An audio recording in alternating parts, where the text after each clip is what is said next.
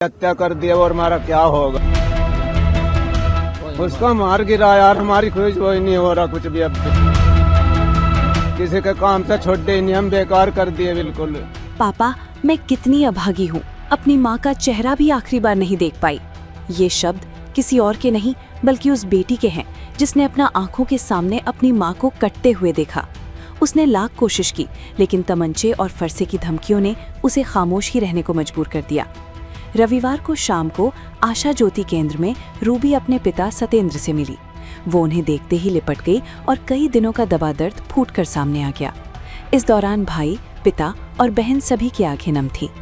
Ruby को आशा ज्योति केंद्र court से बयान दर्ज कराने के बाद लाया गया था। रूबी से मिलने के लिए सीओ सरधना आशुतोष कुमार, रूबी के पिता सतेंद्र, भाई नरसी, शिवम और बहन सर्वेश पहुंचे हुए थे। परिजन को देख रूबी खुद को संभाल ना पाई और उसके आंसू छलक पड़े। पिता ने जब रूबी से सवाल पूछा कि बेटी तुझे उसने कुछ नुकसान तो नहीं पहुंचाया, तो बेटी की आंखों से आंसुओं की धार बह पड़ी। इसके बाद रूबी ने सिलसिलेवार तरीके से पूरे घटनाक्रम को बताया। रूबी ने बताया कि वो अपनी 2 सहेलियों के साथ गन्ना छीलने पिता के पास जा रही थी। पीछे पीछे उसकी माँ भी आ रही थी। अचानक ही गन्ने के खेत से पारस निकला। उसके हाथ में फरसा था। सहेलियां भाग गई और पारस ने रूबी का हाथ पकड़ लिया।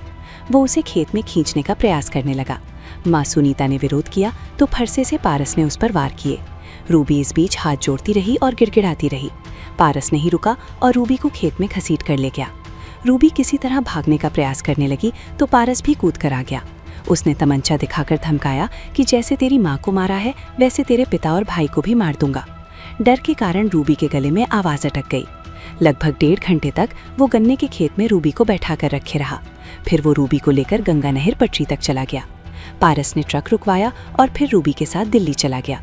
पारस बार बार चादर में लिपटा तमंचा रूबी को दिखाता जिससे वो कुछ बोल ना पाई। दिल्ली से वो वापस ट्रेन के खतौली आया और रूबी को हरिद्वार ले जाने का उसका प्लान था। रूबी के घर पर बात करने की जिद पर पारस ने किसी परिचित से फोन लेकर उसकी बात डॉक्टर से करवाई। इसी के बाद पुलिस को सूचना मिली और दोनों पकड़े गए। हत्या कर दिया और हमारा क्या होगा। किसी के काम से छोड़े ही नहीं, हम बेकार कर दिए बिल्कुल। उसका मार गिरा यार, हमारी कोई वही नहीं हो रहा कुछ भी। अब भी तो बताओ हम क्या करें। ये घटना जो है घटित हो गई है और प्रशासन पूरी तरीके से उसमें चाक चौबंद खड़ा हुआ है। सब लगे हुए हैं साथ, उसमें कोई ऐसा नहीं है। और सरकार जो है पूरी एक एक चीज को नजर में लगाई हुई है। हमारे उत्तर प्रदेश के मुख्यमंत्री श्री योगी आदित्यनाथ जी बहुत निष्पक्षता से काम करते हैं और वो उनकी नजर में पूरा प्रकरण है। और इस पे बेटी के साथ पूरी सरकार खड़ी है, भारतीय जनता पार्टी साथ खड़ी है। और जो राजनीति रोटी सेकने की कोशिश करेगा उसको बिल्कुल राजनीति रोटी नहीं सेकने दी जाएगी। हम उस पीड़ित परिवार से मिले हैं, उसके माता से मिले हैं, उनके भाई से मिले हैं और उनके भाई और उनके पिता के साथ पूरी पार्टी और पूरी सरकार खड़ी है। हमारे यहाँ के स्थानीय हमारे विधायक श्री पूर्व संगीत सोम जी हैं, लगातार डेरा घेरे हुए हैं।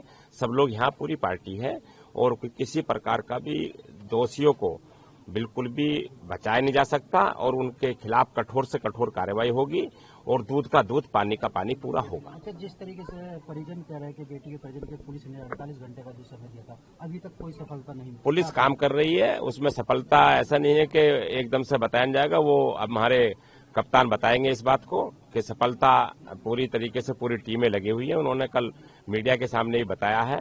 तो सारी चर्चा सब एक साथ एकदम से नहीं बताई जाती, वो सारी चीजें बताई जाएगी। पूरा प्रशासन और पूरी सरकार इस बेटी के साथ खड़े हुए हैं। हमारे चैनल के माध्यम से क्या संदेश देना चाहेंगे? अपराधियों को बख्शा नहीं जाएगा, चाहे अपराधी कोई भी हो। अपराधी को बिल्कुल नहीं बख्शा जाएगा। ये 8 तारीख को थाना सरधना में जो घटना घटित हुई थी, इसी क्रम में पुलिस ने अथक प्रयास करके 60 घंटों के भीतर जो अभियुक्त है उसे गिरफ्तार किया और जो अपहर्ता है उसे बरामद किया। जो मुकदमा दर्ज हुआ उसके अनुरूप पुलिस ने विवेचना की।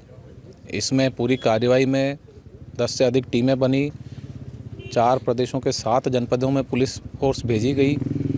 मैनुअल मुखबिरी, इंटेलिजेंस, सर्विलेंस के जरिए पुलिस ने इनको ट्रैक किया और ये बरामदगी की गई। इसी क्रम में विवेचना में कार्रवाई करते हुए पुलिस ने आज जो युवती है उसका मेडिकल करवाया और माननीय न्यायालय के समक्ष बयान हेतु प्रस्तुत किया, जहां उनके बयान हुए। साथ ही में जो अभियुक्त है उसका पुलिस ने नियमानुसार माननीय न्यायालय के समक्ष प्रस्तुत कर रिमांड बनवाया है और उन्हें जेल भेजा जा रहा है। जो बाकी साक्ष्य सामने आएंगे उसके आधार पर आगे कार्रवाई की जा रही है। उसमें पूरी पुलिस विधिक प्रक्रिया अपना रही है और जो नियमानुसार कार्रवाई है वो इसमें की जा रही है। सर, परिजनों ने ये रेप का भी आरोप लगाया था, क्या मेडिकल में कुछ?